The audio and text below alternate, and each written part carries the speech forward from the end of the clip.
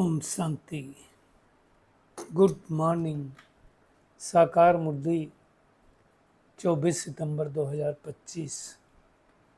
बाबा का मीठा मीठा पत्र हम मीठे मीठे बच्चों के मीठे मंथन के लिए। मंथन शुरू करने से पहले सुख के सागर शिव बाबा की सुख भरी किरणों के नीचे बैठ जाते हैं और अनुभव करते हैं कि मैं सुख स्वरूप आत्मा हूँ, सुख के सागर की संतान हूँ।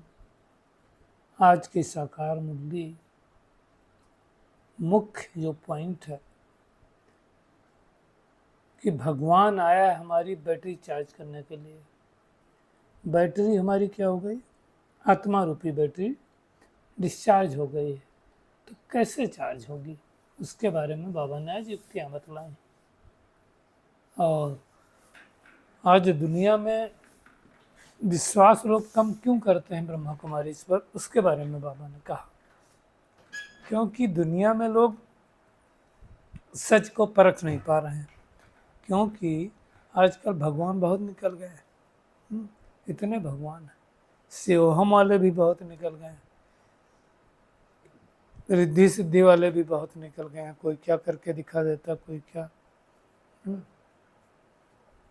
भविष्य बता देते हैं लोग। तो उसके चलते जो है लोगों का भरोसा नहीं है। भरोसा के लिए परखने की शक्ति चाहिए। दूसरी बात क्या है, अब क्यों नहीं परख पा रहे हैं? क्योंकि हम देहाभिमान में हैं।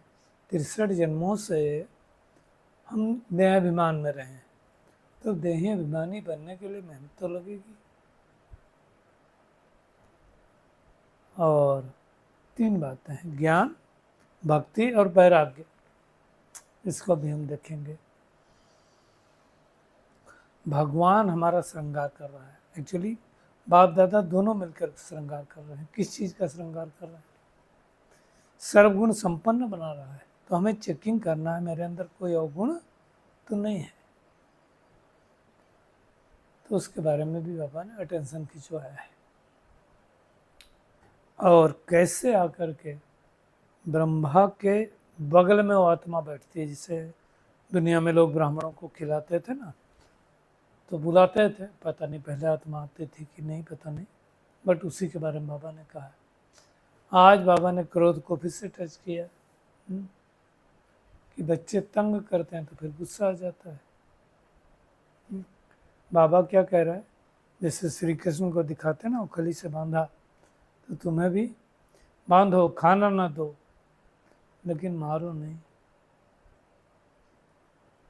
और आज बाबा ने कहा जो चलते चलते आए और फिर चले गए, उनका भी ड्रामा में पार्ट होगा तो आ जाएंगे। लास्ट में तो देखो सबको मिलेगा, भीष्म पितामह वगैरह को।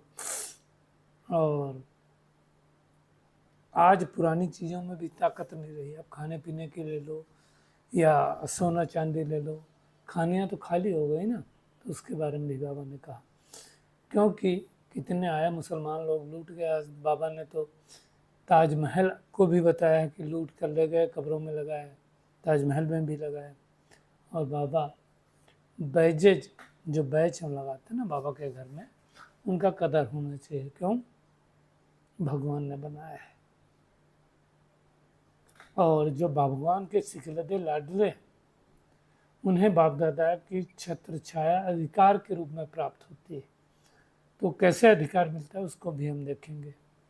और प्रभु प्रिय, लोकप्रिय, स्वयं प्रिय अगर बनना चाहते हैं तो हमें संतुष्टता का गुण धारण करना है।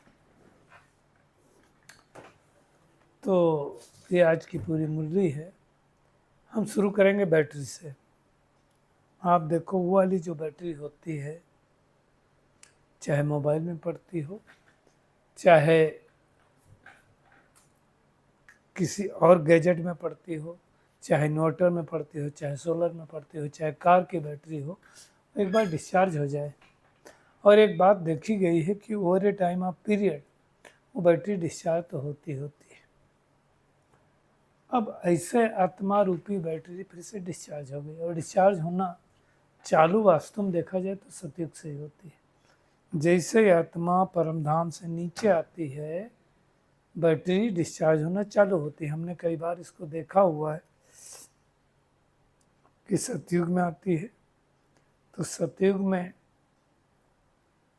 16 कला से 14 कला होती है ना, मतलब 2 कलाएं कम होती हैं। तो मान लो 20% डाउन हुई। फिर सतयुग त्रेता युग से द्वापर युग के बीच में और 30% डाउन हो जाती है, मतलब आधी डाउन हो जाती है, या उतना भी नहीं कहेंगे। अगर परसेंटेज हम देखें तो जैसे जैसे बैटरी नीचे आती है उतना क्या होता है, उसका डिप्लीशन रेट बढ़ता जाता है। आप देखो 1-2 लाइनें बचेंगी और बाद में क्या होगा, पता चला कि कुछ बचे ही नहीं, तो एकदम से होता है ना। तो अगर देखा जाए तो करीब 12.5% सतयुग में डाउन होती, और बाकी जो बचा 37.5% वो हमारी त्रेता युग में डाउन हो जाती है, यानी 3 गुना स्पीड बढ़ गई। 50% बची, आधी बैटरी चली गई ना द्वापर युग तक। और द्वापर युग के बाद त्रेता युग जब खत्म हुआ, यानी द्वापर युग की शुरुआत हुई, तो आधी चली गई, और फिर आधी बैटरी जो बची द्वापर और कलयुग इसमें खत्म हो जाती है। तो आप सोचो, कहाँ 16 कला, कहाँ 14 कला, और फिर बची 8 कलाएं, है ना। बाबा ने कहा जैसे वो इमरजेंसी लाइट होती है, उसका एग्जाम्पल दिया, बैटरी पर चलती है, फिर चार्ज करते हैं तो क्या होता है, वापस फुल हो जाती है ना। हम सब मोबाइल की बैटरी तो हर रोज करते हैं, चार्ज होती है तो फुल हो जाती है। तो अब हमें आत्माओं को अपने आप को चार्ज करना है। ये बात सच है कि हमारी बैटरी डिस्चार्ज हो गई है। अब बैटरी डिस्चार्ज हुई है कैसे पता चलेगा, तो देखो हमारे अंदर कहीं भी कोई हारमोनी नहीं, सोचते कुछ हैं, बोलते कुछ हैं, वो कुछ हो जाता है। मतलब सोच बोल कर्म तीनों में हारमोनी नहीं। और जितनी जिसकी बैटरी डिस्चार्ज होगी उतना ज़्यादा वो चीखेगा, चिल्लाएगा, शोर करेगा, कोलाहल करेगा, हाँ, कर्मों पर ध्यान नहीं देगा, विकर्म करेगा, एक दो को तंग करेगा, परेशान करेगा। ये डिस्चार्ज बैटरी की निशानी है। तो अब क्या करें, तरीका क्या है, तो तरीका यही कि बैटरी को चार्ज करना। और बैटरी को चार्ज करने के लिए क्या करना पड़ेगा, परमात्मा से कनेक्शन लगाना पड़ेगा। लेकिन कनेक्शन लगाने से खाली चार्ज होगी क्या, नहीं। क्यों नहीं चार्ज होगी, क्योंकि जब तक हम देह भान में हैं तब तक मेरा कनेक्शन जुड़ेगा नहीं। तो हमें देही अभिमानी बनना है, और देही अभिमानी बनेंगे क्योंकि भगवान तो हमेशा देही अभिमानी है, उस तो शरीर में है ही नहीं। तो हमारी अंदर वो करंट आएगी और बैटरी चार्ज होगी। बट ये एकदम से नहीं होगी। कई लोग सोचते हैं कि आज ज्ञान में आए तो एक दिन में चार्ज हो जाए, 2 दिन में चार्ज हो जाए। ऐसा नहीं है, मोबाइल की बैटरी नहीं है कि 10 घंटे में 8 घंटे में चार्ज हो जाएगी। फास्ट चार्जर, अभी फास्ट चार्जर करना है तो बाबा का जो अव्यक्त इशारा चल रहा है उसमें जाओ, ज्वालामुखी योग करो तो चार्जिंग की स्पीड बढ़ जाएगी। तो उसके लिए क्या करना पड़ेगा, चलते फिरते उठते बैठते खाते पीते अपनी बुद्धि का योग करना। और चार्ज हो रही होगी तो पता कैसे चलेगा, हमारे अंदर हारमोनी आती जाएगी, हमारे अंदर सभ्यता आ जाएगी, हमारी चाल चलन ठीक होता जाएगा, हमारा व्यवहार ठीक होता जाएगा, हमारा क्रोध कम होता जाएगा। ये सब चार्ज होने का पता चलेगा। आत्मा के जो 7 गुण है ना, उसमें जब प्रधानता आएगी तो क्या होगा, हम शांतिपूर्वक व्यवहार करेंगे, सुखपूर्वक भोजन करेंगे कराएंगे, प्यार से एक दूसरे को बात करेंगे, खुश रहेंगे, आनंदित रहेंगे, शक्तिशाली रहेंगे। तो ये मेहनत करनी। अगर कनेक्शन भी ठीक से ना हो, मतलब लूज कनेक्शन हो, तो भी बैटरी चार्ज नहीं होगी। और भगवान वही कह रहा है कि तुम एक तो भगवान को भूले इसलिए बैटरी डिस्चार्ज हो गई, और अब जब बाबा हमें परिचय दे रहा है तो यदि हमारा सच्चा कनेक्शन है तो 100% बैटरी चार्ज होगी। इसीलिए शायद कोई शरीर छोड़ता है, कोई बात होती है तो ज्योति जलाते हैं। अभी दीपावली आएगी ना, तो दीपक जलाएंगे, उसका मतलब क्या है? यही मतलब है। और भगवान को याद करने के बगैर ज्योति नहीं जग सकती। इसलिए ये ज्ञान भगवान के अलावा कोई दे नहीं सकता है। तो हम सबको चेक करनी है कि हमारी ज्योति कितनी जगी, बैटरी कितनी चार्ज हो रही है, वो चेक करना है। और बैटरी चार्ज होगी तो हमको पता तो चल ही जाएगा कि चार्ज हो रही है या नहीं हो रही। दूसरी बात, बाबा ने कहा तुम्हारी सच की नाव है, उसको तूफान क्यों लगते हैं? अब देखो, इतना श्रेष्ठ ज्ञान, बहुत सारे भाई बहने माउंट आबू भी जाते हैं, फिर भी वो ज्ञान में क्यों नहीं चल पाते हैं? वहाँ जाकर के 3-4 दिन पूरा अनुभव करते हैं। कितना मैंने देखा, वो शिवानी बहन ने क्लास कराया, हर क्लास में वो वादा करवाए कि 1 घंटा जरूर जाएंगे, टाइम निकालेंगे, फिर भी क्यों नहीं जा पा रहे हैं लोग? बाबा कहता है क्योंकि इस समय आर्टिफिशियल बहुत निकले हैं, बहुत अपने को भगवान कहते हैं। अच्छा, प्रॉब्लम क्या है? भगवान कहता है मैं कोई चमत्कार नहीं करता हूँ, और आज दुनिया में चमत्कार को नमस्कार है, जो रिद्धि सिद्धि दिखा दे। भगवान क्या करता है? ग्रेजुअली चेंज करता है, धीरे धीरे चेंज करता है। बोलता है अपने ऊपर काम करो तब चेंजेज होगा, पुरुषार्थ करो, मेहनत करो। लोग क्या करते हैं? चाहते हैं कि बस टच करें और हो जाए। ऐसा नहीं होता है। तो वो हमें मेहनत करनी है। हाँ, किसी ने कुछ करके दिखा दिया रिद्धि सिद्धि से, हो गया। क्योंकि मनुष्य के पास आज इतनी ताकत भी नहीं है कि वो परख सके कि परमात्मा कौन है, आत्माएं कौन है, रिद्धि सिद्धि क्या है और एक्चुअल सिद्धि क्या है। तो सच की बेड़ी को हिलाने की कोशिश करते हैं, परंतु बाबा ने तो कहा हुआ है सच की नाव हिल सकती है, डुल सकती है, लेकिन डूबेगी नहीं। और वैसे भी फाइनली कहाँ जाएंगे? आखिरी रास्ता तो एक ही है, हट्टी तो एक ही है। भगवान तो एक ही जगह आता है ना पूरी दुनिया में, ऐसा थोड़ी होगा 10 जगह है। तो ये बात को समझ करके पुरुषार्थ करना है ना। जब हम ऐसी हालत हो जाती तो पतित पावन परमात्मा ऊपर से आता है।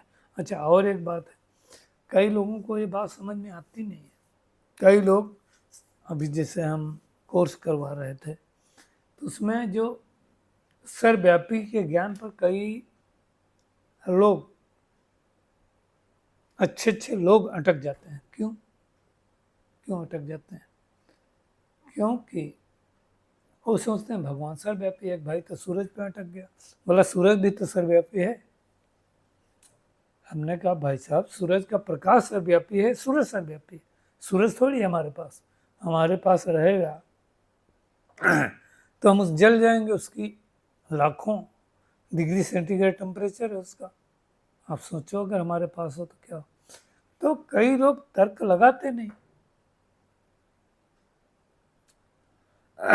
तो क्यों नहीं? क्योंकि धीरे धीरे हमारा 63 जन्म हो गया, आत्मा में शक्ति बची नहीं। अब भगवान आकर के वो बताता है। देखो बाबा क्या कहता है, नाम क्या पड़ता है? पतित आत्मा, पुण्य आत्मा, पावन आत्मा, पाप आत्मा, श्रेष्ठ आत्मा, महान आत्मा, संत आत्मा। कभी पतित परमात्मा नाम पड़ता है क्या? और अगर सर्वव्यापी है, सबके अंदर वो परमात्मा है, तो फिर पतित परमात्मा हो जाएगा ना। पतित परमात्मा तो कभी नाम आता नहीं। तो ये सारी बातें समझना। खैर, धीरे धीरे होगा ज्ञान, भक्ति और वैराग्य। ज्ञान मिला है तो भक्ति का वैराग्य तो हो नहीं। इसलिए बाबा भी कहता अब रात को भूलो, दिन को याद करो। दिन मतलब जो स्वर्ग आने वाला है, आएगा, धीरे धीरे आत्माओं को समझ में आएगा। आज बाबा ने तो ये भी कहा कि 4 भुजाएं कोई विष्णु की नहीं होती, ये प्रतीक है, न वहां होती न यहाँ होती। लक्ष्मी नारायण, 2 भुजाएं लक्ष्मी की, 2 नारायण की, इसलिए 4 भुजा विष्णु को दिखाया गया। ये बात अच्छी तरह से समझ करके फिर तुमको समझाना कि कैसे निराकार परमात्मा आकर के ब्रह्मा के तन द्वारा ये बातें समझा रहा है ना। अब कई लोगों को लगता है कि ब्रह्मा के तन में कैसे बैठेगा, तो ब्रह्मा के बाजू में बैठेगा, जैसे दुनिया में दिखाते थे कि ब्राह्मण बुलाते थे आत्माओं को, तो अगर आत्मा आती होगी तो फिर 2 लोग बैठते होंगे ना। इसी तरह से भगवान आकर के सारी ज्ञान से देता है। आज मुझे बड़ी बात लगी, बाबा ने कहा झाड़ की आयु जब पूरी होती तो सूख जाता है। इस समय यहाँ के मनुष्य भी जैसे सूख गए। सूख गए मतलब क्या हो गया, शरीर से सूखने की बात नहीं है, आत्मा सूख गई, आत्मा की शक्तियाँ सूख गई। और उसका प्रूफ क्या है, सब एक दो को दुख देते रहते हैं। फाइनली एक दिन हम सबका शरीर छूटेगा और हम वापस अपने घर चले जाएंगे। देखो बाबा क्या कह रहा है, बाबा कहता है कि बच्चे मान लो तंग करते हैं, तो गुस्सा आता है जब बच्चे तंग करते हैं। बाबा ने कहा बच्चे को अच्छी रीति नहीं संभालेंगे तो खराब हो जाएंगे। ये बहुत इंपॉर्टेंट बात है। कई लोगों को हमने देखा है जो पेरेंट्स होते हैं, बच्चों की डिमांड पूरी करते रहते हैं, मतलब जो उनको सुख चाहिए, सुविधाएं चाहिए, देते रहते हैं, टाइम नहीं देते हैं। हमारा इम्पोर्टेंट ये है कि बच्चों को टाइम देना है। तो कहते हैं माँ बाप के पास टाइम नहीं। अच्छा, प्रॉब्लम तब ज़्यादा आती है जब माँ बाप दोनों वर्किंग होते हैं। ऐसे लोगों के बच्चे थोड़ा सा दिक्कत होती है। बाबा कहते हैं संभालेंगे नहीं तो खराब हो जाएंगे। संभालना मतलब क्या हो गया, संकल्पों से भी उनको संभालना है, वाणी से तो नहीं संभालना, संकल्प से भी संभालना है। आज बाबा देखो कह रहा कोशिश करके थप्पड़ नहीं लगाओ, उखली से, जैसे श्री कृष्ण को दिखाते हैं क्या किया, उखली से बांध दिया, है ना। अब बाबा देखो क्या कह रहा है, रस्सी से बांधा तो बांधेंगे तो क्या होगा, खाना न दो तो रो रो के कहेंगे अच्छा भाई अब नहीं करेंगे। लेकिन होता क्या है, माँ बाप पिघल जाते हैं तुरंत। आप देखो एक बच्चा आपके साथ गया हो मार्केट जाएगा, वो एक खिलौना मांगेगा, आप नहीं दोगे। एक बार मांगेगा, 2 बार मांगेगा, 3 बार मांगेगा, नहीं दोगे, फिर क्या करेगा, वो नीचे लौट जाएगा, और जैसे लौट जाएगा फटाफट दे दोगे। तो उस दिन उस बच्चे ने वो टेक्निक सीख ली कि अगर खिलौना चाहिए तो नीचे लौट जाओ, नाटक करो। तो ये होता है ना। तो हमें शिक्षा देनी, और सबसे बड़ी शिक्षा देनी है खुद करके देनी। पहले खुद इम्प्लीमेंट करना तब देना है।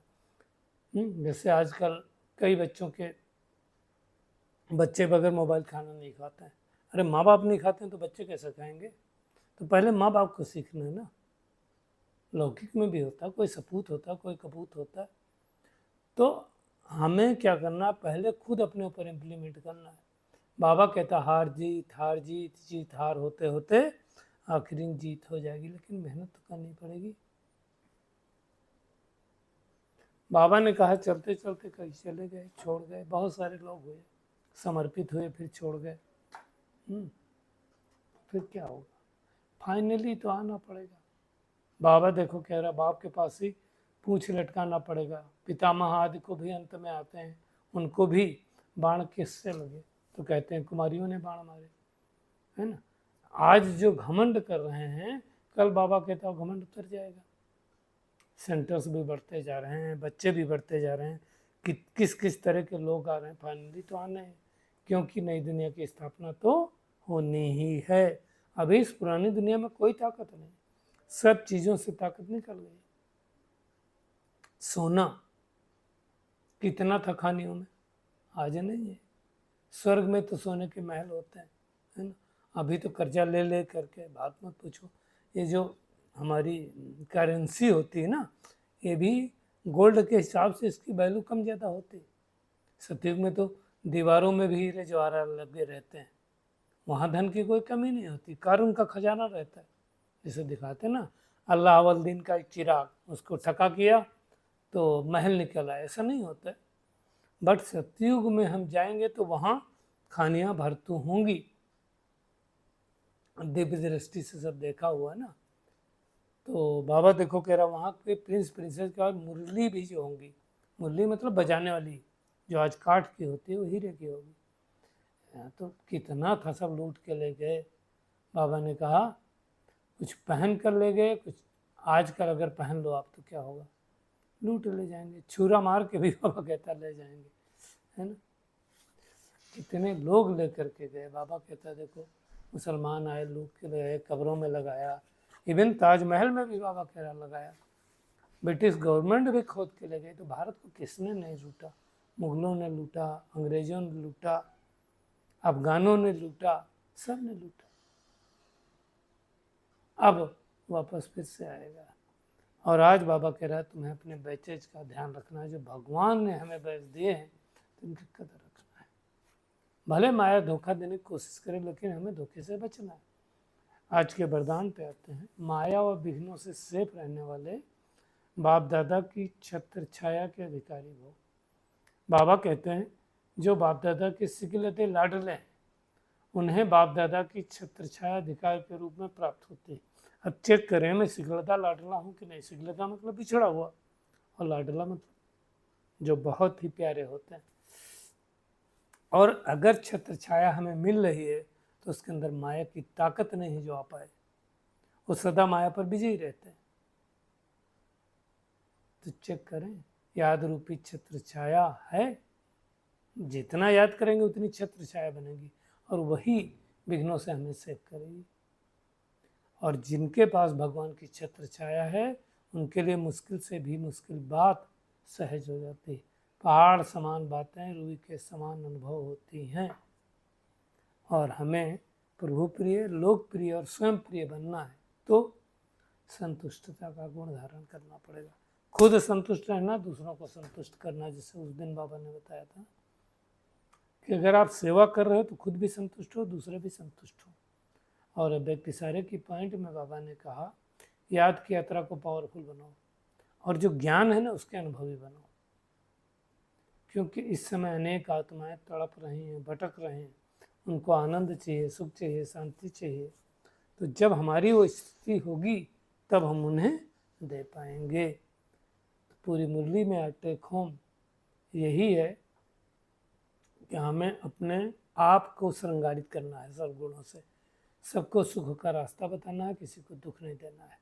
बाबा की याद के द्वारा अपनी बैटरी को चार्ज करना है। सारी दुनिया कब्रिस्तान हुई पड़ी हुई, इससे दिल नहीं लगाना। स्मृति रहे कि अब हम ट्रांसफ़र हो रहे हैं, हम नई दुनिया में जा रहे हैं, तो हमें पुरानी दुनिया से कुछ लेना देना नहीं। और माया व विघ्नों से सेफ रहने के लिए बाप दादा की छत्र छाया में रहना है, तभी हमें पहाड़ समान बातें रुई के समान अनुभव होंगी। और प्रभु प्रिय, लोक प्रिय और स्वयं प्रिय बनने के लिए संतुष्टता का गुण धारण करना है, और ज्ञान स्वरूप और योग के अनुभवी मूर्त बनना है, तभी हम सुख शांति दे पाएंगे। अच्छा, शुक्रिया मीठे प्यारे बाप दादा, शुक्रिया आप सभी का इस मीठे मंथन के लिए। अच्छा।